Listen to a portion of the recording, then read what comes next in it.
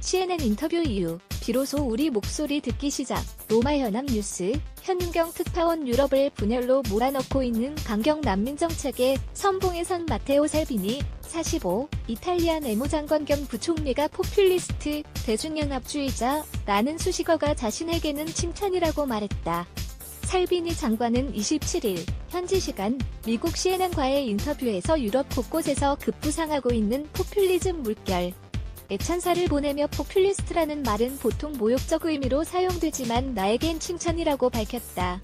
마테오 살비니 이탈리아 내무장관 겸 부총리 로이터 연합뉴스. 그는 대중의 말에 귀를 기울이고 도시와 광장, 역과 병원을 다니는 장관 역할을 수행하는 것은 내겐 의무이자 기쁨이라고 설명했다. 극우정당 동맹의 수장인 살비니 장관은 지난 3월 실시된 총선에서 이민, 반이슬람 구호를 앞세워 17.4%의 표를 얻는 돌풍을 일으켰다. 그는 이후 약 33%를 득표한 반체제 정당 오성운동과 연정을 구성. 서유럽 최초의 포퓰리즘 정부를 출범시키며 정권의 중심축이 됐다. 그는 취임하자마자 선거 공약이던 강경 난민 정책을 즉각 실행에 옮기며 한동안 수면 밑으로 가라앉은 것처럼 보이던 난민 문제를 다시 EU의 뜨거운 감자로 부각시켰다. 살비니 장관은 포퓰리스트와 우파 정당이 승리를 거둔 브렉시트, 영국의 유럽연합, EU, 탈퇴 국민투표, 최근 이탈리아, 오스트리아 선거의 교훈은 대중은 정체성, 안보, 일자리를 원한다는 것이라며 난민 사태의 통제 불행을 원하는 자본 독재에 맞서 대중이 아름다운 저항을 한 것이라고 강조했다. 외국 비정부 기구, NGO, 난민구 조선의 이탈리아 입항을 잇따라 거부하며 주변국과 외교적 갈등을 촉발한 장본인.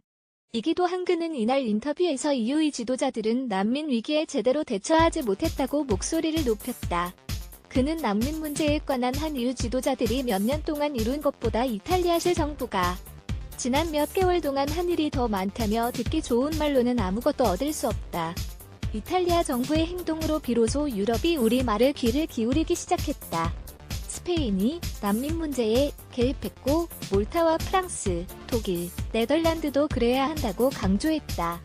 이 같은 발언은 국제구호단체 국경없는 이사회, MSF 등이 운영하는 난민구 조선 아쿠아리우스가 지중해에서 구조한 난민 630여 명을 태운 채 이탈리아로 들어오려 했으나 살비니 장관의 거부로 결국 스페인이 수용했고 이어 난민 200여 명을 실은 독일 NGO의 난민구 조선 라이프라인은 몰타로 입항한 최근의 일들을 가리키는 것이다.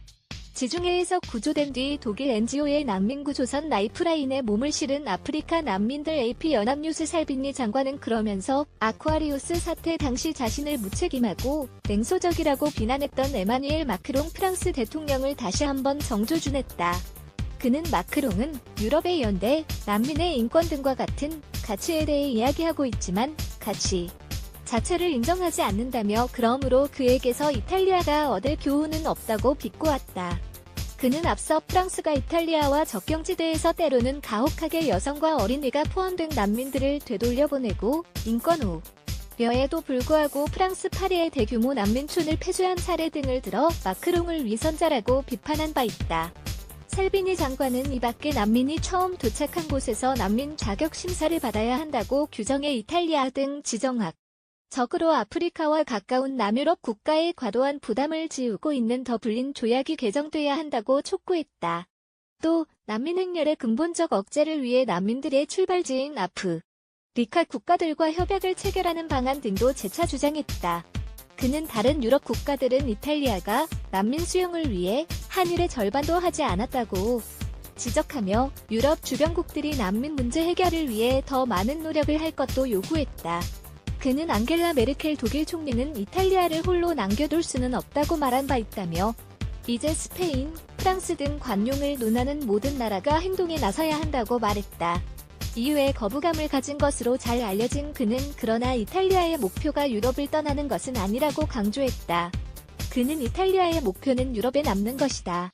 이를 위해서는 이탈리아 시민들의 이익을 위해 일부 규정이 바뀌어야 할 것이라며 유럽이 서로를 존중하고 각자의 주권을 존중하는 초기의 정신으로 돌아가길 바란다고 덧붙였다. 근 14 와이너, 코, 케야